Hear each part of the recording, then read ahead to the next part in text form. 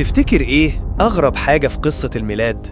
النجم ولا الرعاة ولا الملايكة ولا إن ملك الملوك اتولد في موزد؟ الحقيقة أغرب حاجة إن الطفل الإلهي بدأ حياته مطارد.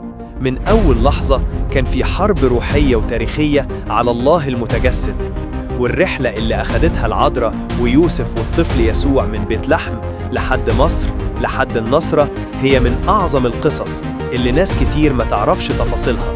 تعال نعيشها لحظة بلحظة.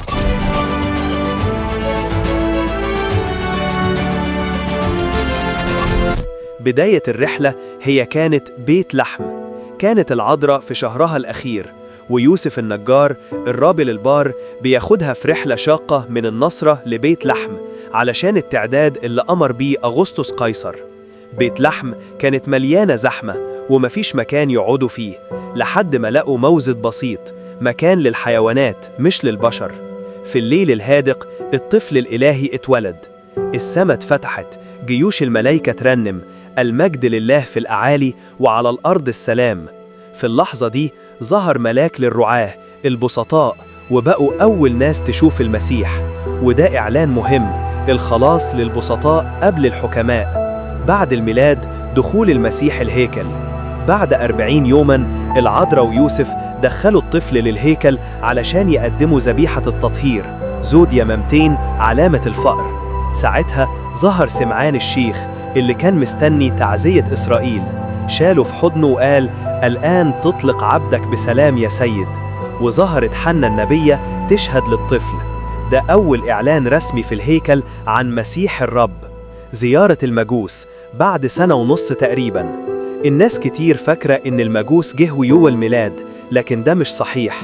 الإنجيل قال ولما دخلوا البيت رأوا الصبي مش الطفل، وما كانش موزد، كان بيت. المجوس شافوا النجم وقت الميلاد وسافروا من بلاد فارس أو بابل، ورحلة زي دي بتاخد شهور طويلة. غالبا وصلوا لما كان عمر المسيح بين 1.5 إلى 2 سنين. الهدايا كانت نبوية، الذهب ملك، اللبان إله، المر موت وقيامة. ولما خلفوا أمر هيرودس ورجعوا ببلدهم زاد غضب الملك وبدأت المأساة.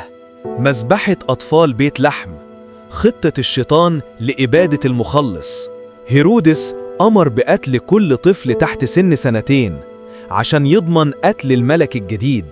لكن الملاك ظهر ليوسف في الليل وقال قم وخذ الصبي وأمه واهرب إلى مصر. وهنا تبدأ أطول وأصعب رحلة في حياة العائلة المقدسة، الهروب إلى مصر، الرحلة الأعظم في التاريخ المسيحي. كتير بيفتكروا إنهم راحوا مكان واحد، لكن الحقيقة إن الرحلة شملت أكتر من 25 محطة بطول يقارب 2000 كيلومتر. تفاصيل ناس كتير مش تعرفها. المسيح دخل مصر وهو عمره 2 تقريبا. يوسف عاش الرحلة دي وهو شيخ كبير. المصريون القدامى استقبلوا العائلة بحب، بدليل ظهور كنايس كتيرة في أماكن خط سيرهم. محطات الرحلة في مصر: الفرمة، أول قدم للمسيح على أرض مصر. أول ما دخلوا الحدود وقعت أوثان المعابد الوثنية تنفيذاً لنبوءة إشعاع، يدخل الرب مصر وترتجف أوثانها. تل بسطة، الزقازيق، المية نزلت من تحت قدم المسيح. المدينة كلها اتقلبت لما الأوثان وقعت. مسترد، حمام العذراء، غسلت العذراء الطفل في عين مية لسه موجودة لحد النهاردة. مصر القديمة، المغارة الشهيرة، العائلة عاشت هناك شهور طويلة، والمنطقة دي بقت أقدس منطقة في القاهرة. البهنسة، أرض المعجزات، هنا شوفي ناس كتير بلمسة المسيح. دير المحرق، أطول إقامة للمسيح في مصر. العائلة قعدت هنا أكتر من 6 شهور، وكان الطفل يسوع في عمر 3 سنين تقريبا.